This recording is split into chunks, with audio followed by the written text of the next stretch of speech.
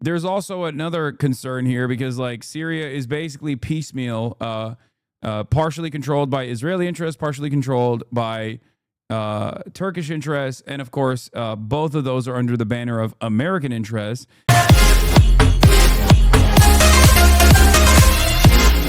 And therefore, this is two different factions that want more control over Syria. Israel saying like, no, it's our country, and Turkey saying, no, it's our country. We get to control it. It's America's two different attack dogs in the region having a little bit of a conflict over Syrian territory, which is no longer a sovereign state. Okay.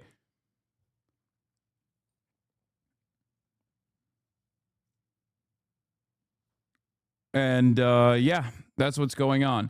Bro, Hasan, the problem is acting like one evil left another can, but that's just not the case. Assad is infinitely worse than Jelani. The division and sectarianism that will come to Syria as a result of Jelani is much better issue to have to unjustify murder of hundreds of thousands over decades. That's why the whole country was happy when Jelani won, except the Alawites, to be honest. This is precisely why I said we wait. We sit and we wait, but I'm not holding out hope. Okay? Because you're describing an American puppet who is still getting fucking brutalized by America's other vassal states in the region, as you are seeing right now. Okay? That's it. That person is not a Fed. He's just a Sunni Muslim in the region, maybe a Sunni Syrian refugee. Okay? They want to turn Syria into Libya. That's what they want to do.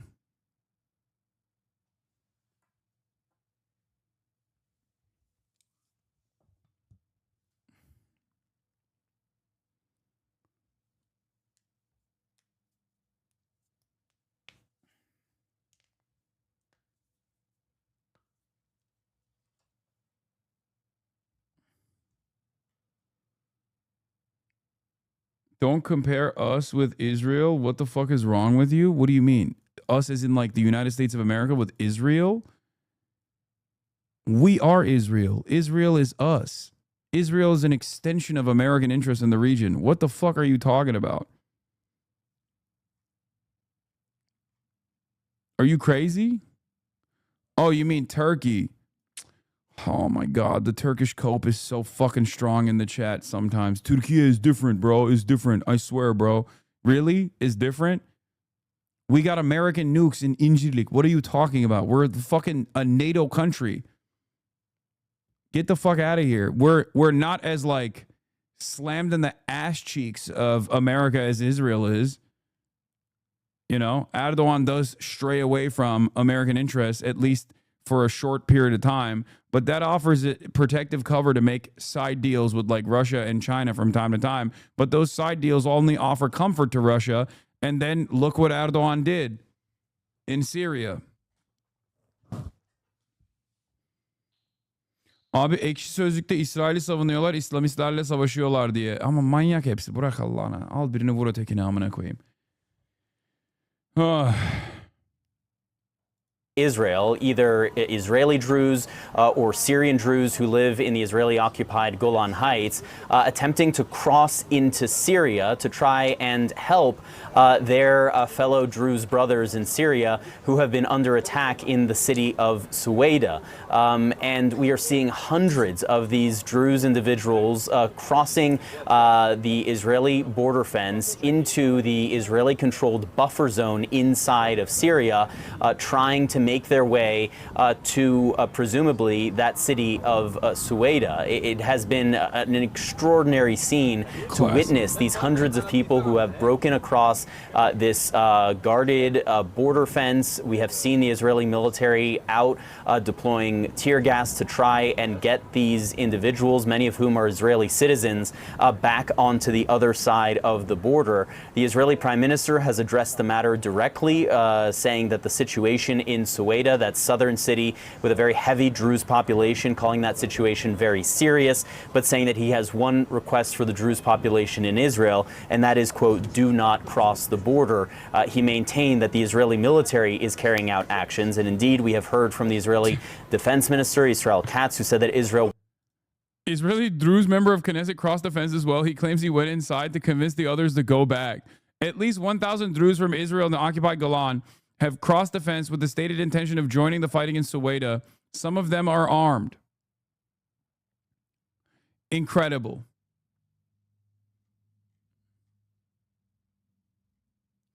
Is this a rare situation where the Druze actually like Israel? Some are being used.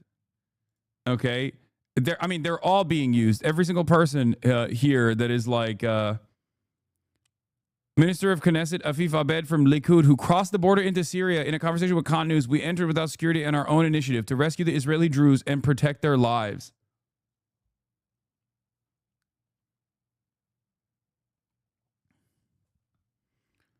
Incredible. The Druze, some of the Druze factions here are basically like the Kurdish factions that America uses from time to time. They don't ultimately give a shit about the Druze population. They're just using the Druze population to be like, see, we are the protectors of the Druze population here. That's it.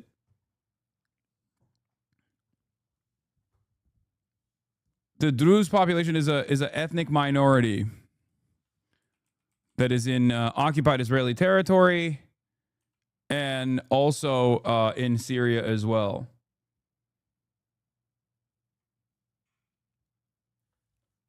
Is a religious. It's like a religious minority,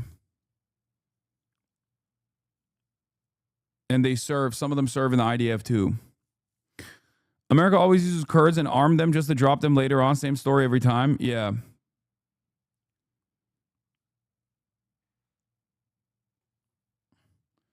And it's like they're still second-class citizens because they're not Jewish, but it doesn't matter.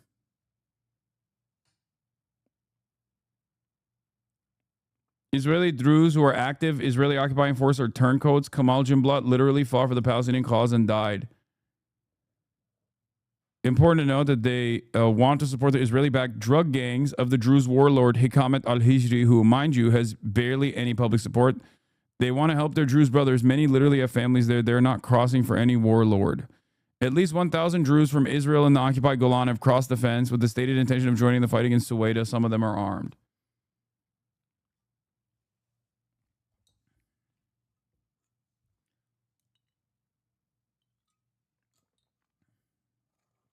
What does Israel gain from quote unquote protecting the Druze?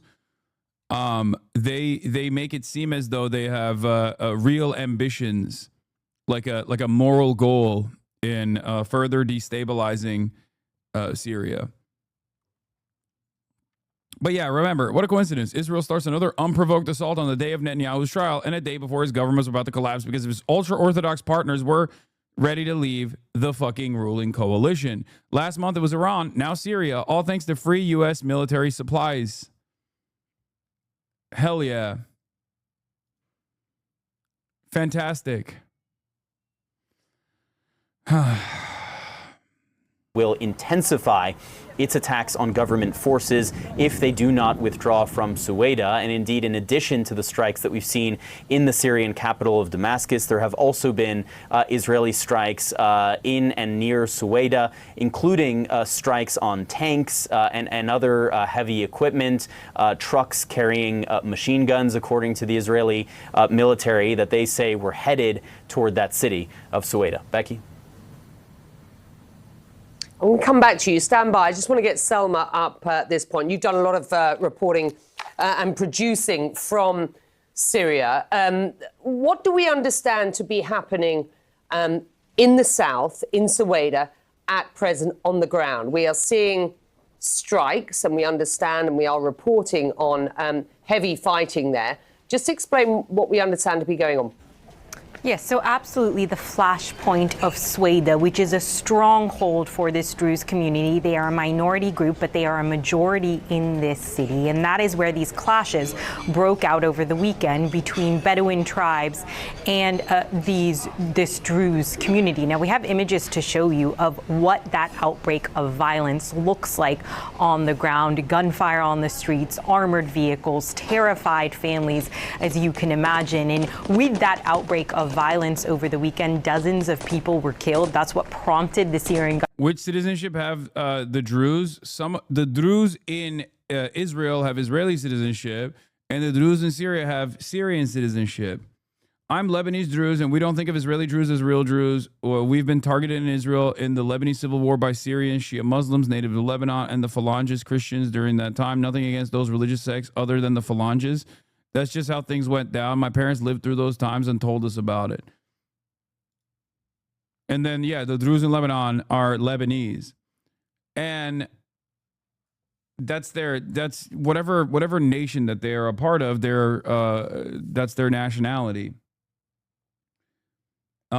It's interesting, though, because the Golani Druze have rejected the Israeli citizenship, or at least a big chunk of the Druze, Syrian Druze population that's living in Golan Heights, that is occupied Israeli territory that Donald Trump in his first term officially recognized the annexation of, in direct a violation of international law. The Druze there, some of which actually died in the Hezbollah strikes, if you remember, because Israel loves using them as like a talking point. The Druze there are anti-Israel, but there are plenty of Druze that live in Israel proper that are super pro-Israel and fight in the Israeli occupying forces. And despite their second-class citizenship status, they still ride for Israel pretty fucking hard. I don't know the exact the exact background of the Israeli Druze that like crossed the border here into occupied Syrian, into the Syrian territory that's currently occupied by Israel, but it's a weird set of circumstances, because like there's still nascent factions within the Syrian state that are Salafist brigades and they're still in operation, and they do get riled up and engage in sectarian violence against different factions. Like the Alawites got slaughtered pretty aggressively in the interim period when HDS was trying to put together some kind of coalition to build like whatever the skeleton would look like for a Syrian state. And then and now is the Druze population, because there's many different ethnic and religious minorities that live in Syria, just like in Lebanon. This is all the grand design of British and French colonial occupation. It is deliberate. The way that these country lines, national territories have been drawn is deliberately incredibly diverse.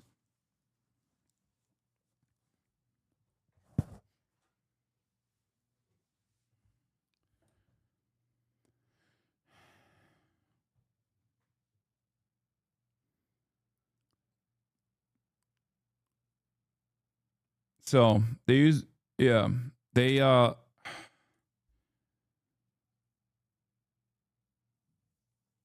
but I guess the American government is mad, kind of. I don't know how really mad they are, but. On Syria, yes. What is it that the U.S. is hoping to see in the next few hours? Well, the U.S. is calling on the Syrian government to, in fact, withdraw their military from southern Syria in order to enable all sides to de-escalate and find a path forward. The State Department spokesperson refused to say whether the U.S. has asked Israel to halt the strikes. certainly an end to the conflict, an end to... Bro, like, being in the vicinity of Israel is like being stuck in a room with like a fucking serial rapist with a gun. You have nothing. The serial rapist has a gun. They're going to do whatever the fuck it wants to, every single person in the region. And there's nothing you can do. And if you ever like strike back, if you ever say that you don't want this, then America comes in, okay, and says, no. They get to do whatever the fuck they want to you. Shut the fuck up. Stand down. It is crazy. It's crazy. Israel's like, oh, we have a greater ambition for our greater Israeli project, and some of that is Syrian territory. And then they just like blow up Damascus. And then America turns around and says, hey, they're doing the right thing by blowing up Damascus. You should shut the fuck up. the nature of the violence that is happening, an Israeli withdrawal, a Syrian government withdrawal from the area as well. And has the U.S. asked Israel to halt strikes on Syria? I cannot speak to specific conversations or the exchanges diplomatically, but I can say that, let me see, there's a few things that might give us a sense here of what's happening. We are calling on the Syrian government to, in fact, withdraw their military in order to enable all sides to de-escalate and find a path forward. And I think that that's obviously the goal because of the nature of what's happened and the secretary's phrasing that this was a misunderstanding. He's optimistic that this can be achieved. So you said Sina, let's do more of the... Assad's successor al-Sharaa, former al-Qaeda and ISIS commander, rose to power through quiet coordination between Turkish Gulf and Western intelligence services. This is true. He was repackaged from terrorist to politician with promises of economic backing and diplomatic legitimacy. He was literally presented as like a part of the Gulf, the Abraham Accords. He was like supposed to be the new face of the Abraham Accords. This is real. They literally had posters with Benjamin Netanyahu's face alongside all the fucking Gulf leaders and even Jolani in those posters. They were like, this is our big, beautiful new umbrella of alliance that will stabilize the region. Over the past 6 months, al-Sharaa and his forces have struggled to govern and coexist with Syria's multi-ethnic and multi-religious society. Their record includes brutal attacks on Alawites, Christians, and Druze, expulsions of religious minorities, suppression of dissenting Sunnis. Now, the problem here is, part of that is because these guys are not like a legitimate government, and they haven't been able to put together a legitimate government, and that I think their new design for what Syrian democracy in air quotes was going to look like was basically just like a fake, not like a real election. And another part of the problem here is that because of their lack of legitimacy, but backing from the American state and other regional actors, specifically Turkey, it doesn't matter that they don't have like a real. It doesn't matter that they don't have like real popular support and popular mobilization. The only thing that people were on board with was no more Assad, right? But the Syrian population understandably want to have elections. And regardless of Assad's illegitimate reign over Syria and its fake elections, okay, the reality of the matter is they still have ballots. Like Syria still has a functioning electoral system. They could use it, but these guys don't want to use it, okay? HDS was supposed to be like a temporary arrangement, and then it was going to turn into a real robust Syrian democracy. Of course, that'll never happen, obviously, because a real robust Syrian democracy could spell instability for Syria, for Israel and also Turkey's ambitions in the country. Okay? Yet efforts to legitimize al-Sharaa pressed on, culminating in his meeting with Trump in Riyadh. The prospect of sanctions relief gave Syrians a sliver of hope, but that hope is vanishing as Israel's relentless bombing is gutting the state he hoped to rule. The key question now is what Turkey and Qatar will do. Erdogan once spoke of praying in the Umayyad Mosque, and the Qatari emir stood with al-Sharaa on Mount Qasyan in January. But with al-Sharaa under siege, will they do anything to save him? Because remember, these guys like al-Sharaa, Jolani, Zelensky, whatever you want to call him, Jolensky, whatever you want to fucking call him, is Turkey's guy. Like Turkey is, very quickly seized on the opportunity. Turkey has a shit ton of Sunni Syrians inside of its borders, and there is already like internal pressure from the Turkish public to send back the Syrians to Syria. Many of the Syrians also want to go back to Syria, understandably. So, because, they want a stable Syria that they can return to. And so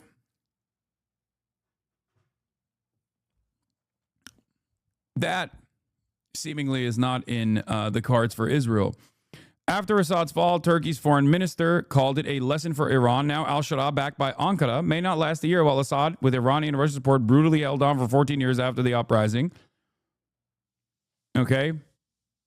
I believe that this is Hakan Fidan, Turkey's foreign minister. I believe that Turkey, Saudi Arabia, and the United Arab Emirates, Egypt, Qatar, Egypt, and Jordan can come together and take very serious steps to solve critical problems in the region. We've started to do so with a meeting in Aqaba. The important thing here is that the states are sincere. The strategic takeaways now, one surely weighing in on the minds of many regional leaders and longtime U.S. allies, is this. The consequences of trusting Israel and the U.S. can be disastrous. Syria is fast becoming a cautionary tale in that regard. You have to remember, like, they need to... They want... Americans in Israel don't care about stability, safety, and security for the civilian populations in any of these countries. As a matter of fact, it goes against their ambition in the region. Turkey, to a certain degree, at least I would say, Turkey, to a certain degree, cares about stability as far as they can manipulate the existing Syrian leadership, where they would rather have their guy in charge. Whereas with Israel, they don't give a shit because they're not going to take any of the fucking refugees. At least Turkey, by way of its national security concerns in the northern Syrian corridor, and by way of like a refugee crisis that they take ownership over, have a real interest in making sure that at least Syria is like somewhat stable. Israel doesn't have that interest at all. Israel just wants to fuck up the bag. Whether they have a puppet state, which they kind of have with Jelani already by way of America, because Jelani is America's guy and Turkey's guy, or they have complete destabilization, doesn't matter. They will blow shit up and they will take over more territory. And ultimately, that plays a role in their ambitions. I get it. There's a little F. Just 3 days ago, Syria signs an $800 million Tartus port deal with UAE firm DP World for a 30-year contract, the same governmental company that's waging genocide in Sudan, to protect their assets in the Sudan port.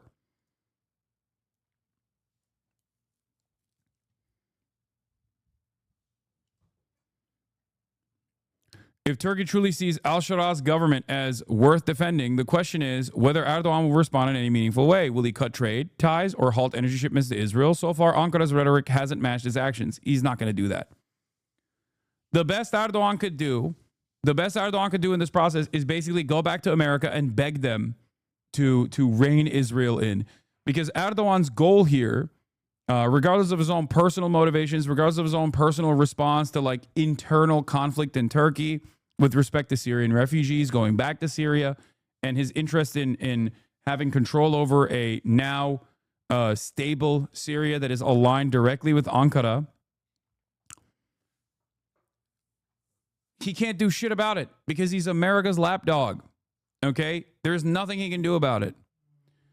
Israel's goals in Syria are no mystery. Establish a corridor to Iraqi Kurdistan border, fragment the country through its allies among Druze and Kurds, inch closer to the old vision of a greater Israel in a new Middle East, arguably more improvisation than strategy.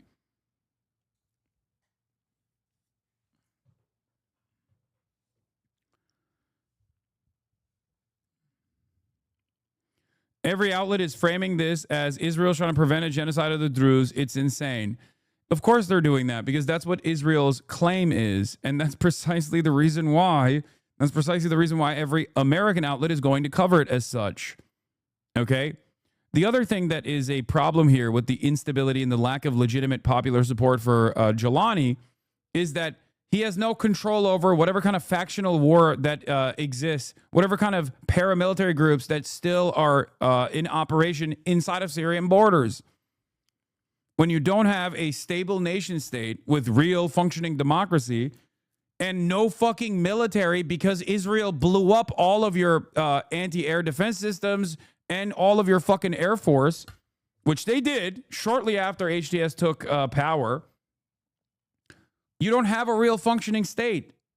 And when you don't have a real functioning state, you have no control over the paramilitary factions that might come back into action and start slaughtering Alawites or start slaughtering fucking Druze populations. And then Israel can claim that they're protecting the Druze and by bombing Damascus. government to send forces to southern Syria. It says, the Syrian government says, in an attempt to quell the unrest, to calm what you're hearing and you're seeing there on your screen. But Israel's response, Israel's intervention in Labeling Ahmed al-Harara as an American asset is baseless conspiracy theory that distracts from the real sacrifices made by activists on the ground. What? Stop it.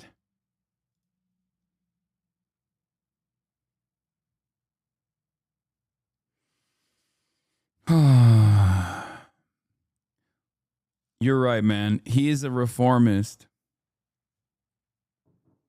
My mistake, big dog. The former Al-Qaeda, the former Al-Qaeda leader is actually, he's not an American asset. He's not. He's reformed. He's real. Al-Sharaa has basically only been successful in consolidating power in central Syria, in and around Damascus, homes in the big central cities. In the periphery, they haven't made much headway because of local militias controlling territory. Yes, and you can't bring all of these different factions together in the table, especially if you were warring with them and you don't even have the military power to be able to do so. And some of those factions are geared up by, or some of those factions were basically used as like stay behind networks by the American state, and will actively, will decide to do things on their own now. Okay, they got the logistics, they got the support, they got the backing, they got the equipment, and now they got their own ambitions. So good luck. This is why I said, no matter who comes into charge in Syria, Syria is still very much fucked.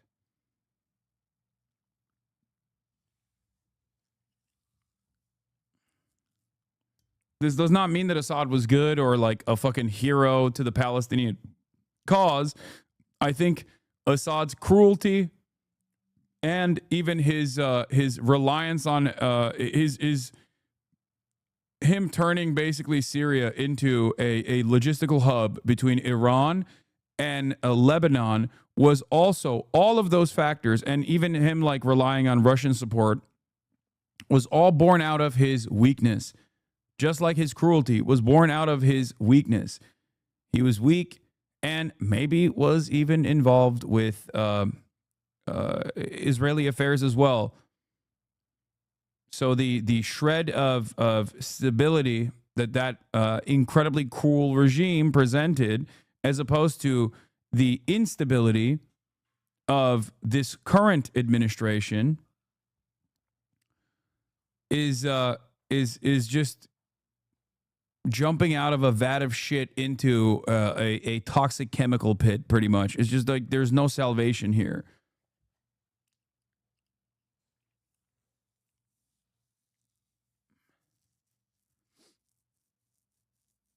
What is a domestic affair has, of course, poured fuel on this fire.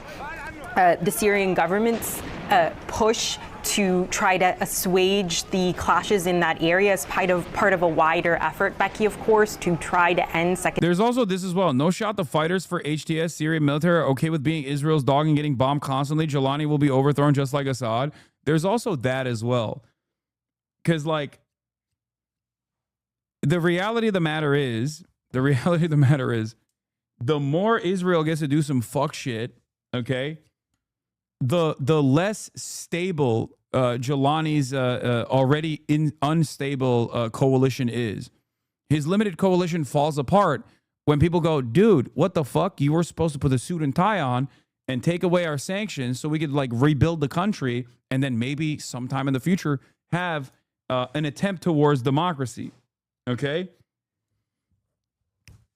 Like, there's a lot of there was a lot of copium from a lot of people, even in my chat, even in my community. Understandable copium. Some hopium from people that thought like, oh no, you don't understand. Like, the reason why Jelani has to say he's like pro-Israel is because, he doesn't want to be bombed. It's like, okay, well, Israel hasn't stopped bombing Syria. So what the fuck does that mean? Like, it's understandable that people in these dire situations that have seen that have been displaced, that have seen their family members get slaughtered or family members get like tortured in a fucking prison, would think like, okay, this time it'll be different. I hope maybe good things are possible.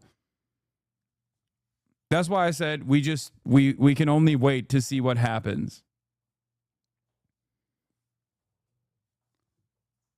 But all of this wheeling and dealing from Al-Sharaa or Jelani, whatever you want to call him, has not